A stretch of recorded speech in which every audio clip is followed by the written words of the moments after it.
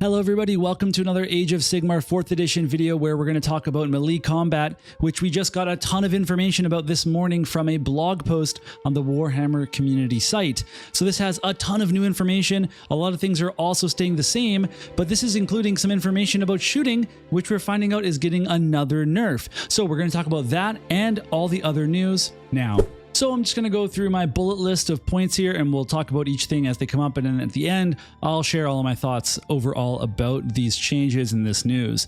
So the first thing is we have this 3-inch radius for combat range. We've already known that for quite some time since the announcement video for the edition, but still that's just something that we should always mention in case people are just joining in late and they're finding out about this. We also learned previously in articles that everything in the game is going to be an ability, and that means it actually has an ability card. And so we have ability cards now for charge and fight, and they are pretty straightforward. Charge is super clear. I like it. I like the basically all of the language.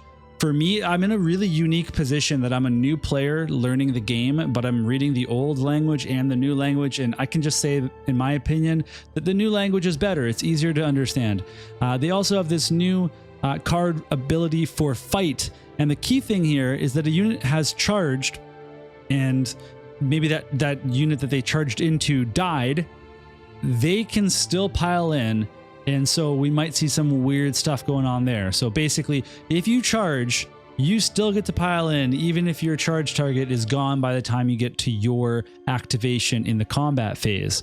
So they clarified that those phases in combat, by the way. So at the start of the combat phase, the active player whose turn it is going to get to use all of their pre-combat abilities. So these things happen beforehand, and then the opposing player is going to get to use all of their pre-combat abilities, and then the players will alternate between picking their activations, and there is still strike first and strike last. So let's take a look at the examples of these pre-combat abilities. The first one is an Ardboy's Shield Bash, which you declare by picking an enemy unit in combat with this unit that has charged this turn to be the target. So if somebody charges you, you can Shield Bash them. The effect is to make a Shield Bash roll of d6 for each model in this unit, and on each +6, you will inflict a mortal damage on that enemy. So that happens before you actually get a chance to pick fights and activations. So if somebody charges in on you, and you're able to Shield Bash them to death, and yeah, you can do that before they ever get a chance to swing. We also have the Blood Sisters Crystal Touch, which you get to declare by picking an enemy in combat with this unit to be the target, so they just have to be in combat. You roll a dice. If the roll exceeds the target's health characteristic, the target has strike last for the rest of the turn. Now, I haven't seen this effect in the old edition. I wonder if that used to be bravery. Someone can tell me in the comments. It seems like that may have been a characteristic that would be bravery, but now it's a health, and that's how they're using that. So kind of interesting. So once these abilities have taken place, you go into the combat phase proper, where you start using your fight ability. The active player gets to choose first unless there's a strike first unit, and then you just alternate from there. So that's all seems fine. That's all as per usual. We also got some interesting information about shooting, namely that unless a weapon has the shoot in combat ability, units cannot shoot if they are tied up in combat. We don't know yet whether a shooting unit can target other units that are locked in combat, although some people are guessing that might be coming based on other war games. It's now been stated that shooting is going to be less potent, that the range is going to be decreased, and that you can turn it off by charging a unit, because once you charge into them, they're in combat. Even if you just pile into the unit and they are in combat, you've turned off their shooting unless they have that specific ability. So you also can't unleash hell anymore, of course, but we have that return fire command, which is a pretty powerful one. It's a really good trade-off, but overall it does seem like shooting is getting nerfed, and that makes me a little bit nervous because I've invested in some Fusiliers for Cities of Sigmar. I'm getting the Fusilier Major on the Ogre. I have the cannon, and now I'm not looking to do some like massive shooting list. I want a blend of everything, but I also don't want shooting to be totally useless. So I'm sure that's not going to be the case. There's armies that are really shooting dependent, and I worry for those ones, but they've got to be made up in some way, or maybe a KO army is going to have more of that shoot and combat ability than a Cities of Sigmar one, where it's more of a supporting thing. But I guess we'll kind of find out. So we also can talk about the pile in, because the pile in is part of the fight ability. When you use the fight ability, you get to pile in. You can move to 3 inches. Every model in that unit must end the move no further from the target unit than it was before piling in, and it still must be in combat with every other unit that it started the move that you were engaged in combat with. So if you were engaged with 3 different units, then you have to remain engaged with all 3 of those units. So you can't go willy-nilly, you know, I've tagged these 2, now I'm circling around and tagging some people over there or whatever it is. You have to be really careful with it. They clarify also, so we're just moving on to more news here. They clarify that unmodified rolls of 6 are critical hits, and that critical hits will be triggers for different abilities, and we saw that in a previous article as well, and that mortal wounds are renamed mortal damage, but we also saw that in previous articles, so they're just clarifying it in the melee article. We already kind of knew that. Next, we're going to talk about some pretty interesting information about the Rend characteristic. But before that, if you've made it this far into the video, you're hopefully enjoying it. So please consider liking the video, subscribing to the channel. All that support really means a lot to me, and I appreciate it so much. Thank you, everybody. Okay, so here's the pretty interesting quote about Rend. Overall, Rend has been reduced throughout the game, and while you can still positively modify your save profile with all-out defense, this remains capped at +1. Most factions lack any other tools to further increase a unit's save profile, so save stacking, the process of negating Rend by adding extra save, is largely a thing of the past. However, the war scrolls that they have shown us still have plenty of Rend. Now, of course, it's kind of situational, right? We have a lot of Rend. It's like Rend if they charged you, Rend if you haven't moved and you're like blocked. I don't know. Like there's a bunch of situational Rend now, but all these models can still get to 2+ Rend. Now, we don't know whether Mystic Shield is still +1 to save. It means that when we look at things like, you know, the Alchemite Warforger that puts up a +1 save kind of, you know, cone, not a cone actually, like a radius, like that kind of thing might be gone. It's really interesting to see how that's going to affect quite a few models, because a lot of units have things that do this.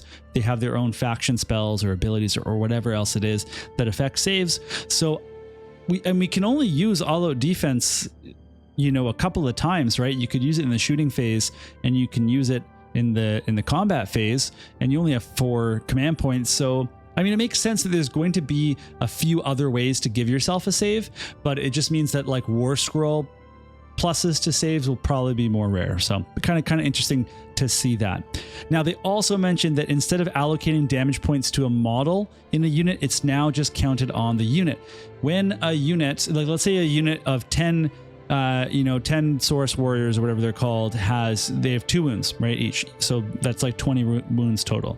When you take damage now, when you get to 2 wounds, or sorry, see, I'm using the wrong language. When you get to 2 damage that you've taken on your model, you would then just pick which model you want to remove. Now, let's say you only took 1 damage. You don't have to assign that to a very specific Saurus. You just know that you have a damage. And then when you get to that 2 threshold, you remove a model from the unit, and you can pick whichever one you want. So you don't get weighed in or weighed down by picking the wrong model in the heat of the moment, and then you have to look back and be like, damn it, that's my champion. Ah, there goes my musician, or whatever it is. That's all gone now. That's a good change overall. You know, we still have to put little dice down to count up, like, you know, how many damage we're taking or whatever. I was about to say wound again, but I didn't. But still, this is nice. It smooths things. It makes it faster. There's no potential arguments there anymore, because it's just not a rule anymore. So good thing that we have there. We also have information finally on, because there's this combat range, what the heck does it mean to have multiple weapon loadouts? Well, it has to do with your unit roll, and the different weapons will give you different abilities. For example, spears are going to give you anti-charge, which will give you Rend +1 against units that have charged you this turn. The Rend on the war scrolls, by the way, says RND, which just seems weird, so I really think they should have just put the full word. I don't know. It's bugging me. But we also see we have Kroxigors, and the Kroxigors have anti-infantry keyword, which gives them Rend +1 as well. So already we have 2 models that were Rend 1 that go up in specific scenarios up to Rend 2. We can also talk about coherency, because it's changed now you have to be within half an inch, which means no more conga lines. So if you have 7 or more models in a unit, you're going to need to be within half an inch of at least 2 other models. And some units will have special coherency rules on their war scrolls. So I actually used my first conga line the other day with my steel helms. It seemed super effective, kind of a bummer that's gone, but I also understand why it is. So there's some other changes with retreating. Retreating now deals D3 mortal damage. So there's no battle shock, but if you're going to be a coward and get out of there, guess what? You're taking some damage. So infantry, whoever, like the low health units, that's still pretty dangerous to try to retreat. But then again, your infantry usually aren't retreating. They're meant to plug things up and to hold things in place. Finally, they shared that Friday is going to be the day that they talk about magic prayers and manifestation lores. The manifestation lore is a new thing. That's the preview day. It's going to be Friday. Just a quick heads up, I'm going to be chaperoning a school trip and I will be out of town. So the video for that article won't come out until Sunday, Monday at the latest. All right, so finally, we'll just talk about my thoughts. I think these changes are largely positive. I think they're doing exactly what they said they were setting out to do, which is streamlining the rules and the gameplay, making the gameplay more smooth. Games will take less time, will be easier to learn, all of the above. I like the idea of unit roles. I like that we're going to be able to customize weapons to do well against other unit types. Rather than extra range with a spear, you're just better against cavalry units or just really any units that charge you. And if the meta shifts a specific way, then we can have people build out their armies with certain loadouts. Now, of course, for me and other players, we're not magnetizing our stuff yet. Maybe there's going to be some stress over which way do we build, but I know people are also pretty chill. If you just say at the very beginning, I built these guys with spears, but they actually want them to have hammers, and the other person will be like, yeah, that's fine. We might see what becomes just like general meta loadouts for models. Like people will find out like, oh yeah, everybody builds their units this way, or whatever it is, which is fine. That already existed. But what's important at the end of the day, in my opinion, is that we still have the variety, right? If you want to build these really cool spear guys because you like spears, you don't even care about the abilities, you can still do that. We haven't lost that. And I think the changes are more meaningful than 2-inch range versus 1-inch range. I think it's cooler to have these abilities. It still feels like there's a lot of depth in the game, so combat's still going to have a lot of thinking around as to who do you fight with first and how do you pile in, especially because now you can tag people more easily, and your lines on defense or setting up your board are going to have to be set up even more carefully now because of that increased range. Your screens, since there's multiple ways to crash a screen now, get through them, get around them, will have to be super important because no more conga line coherency. And now that people can tag these shooters and turn off the shooting, how you set up your shooting behind your screen will be super key, because if somebody can pile in around your screen now and they can actually get to your shooter, you have to have your shooter back farther. And that means maybe your shooter can't target nearly as many people as you would want it to because of your range.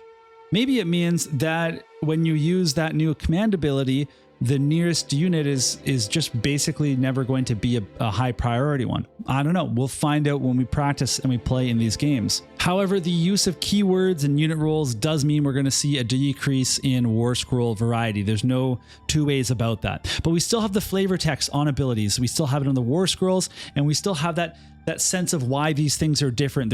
There's anti-cavalry in every faction, but they're doing it in different ways because they're different models with different, characteristics and battle tactics, whatever it is, whatever you want to call it.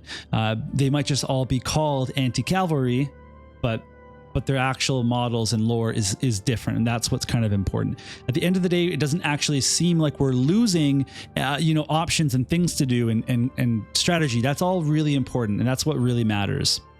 we still see these models with the different weapon profiles rolling differently as well. Like that was something that I thought that was kind of interesting. So like we still see that, you know, your champion has this weapon, it has a different profile. You have to roll these attacks separately, so it's super clear for your opponent. And while that is something that will slow down the game, I still think it was really important, because I think if they were to get rid of that, I think people would be pretty upset. Just that, like, well, all my units are the same and they all do the same thing, and my champion doesn't feel like special, or my like 2 out of 3 units that I can build special, you know, are gone, whatever it is. I think that's fine that stayed. I think that's not too big of a deal. I don't think anyone was really complaining about too much rolling in that part of the game. So that's great. Love to see it. Otherwise, I'm going to get out of here, start packing for my chaperone trip, and I'll see you all again in another video soon.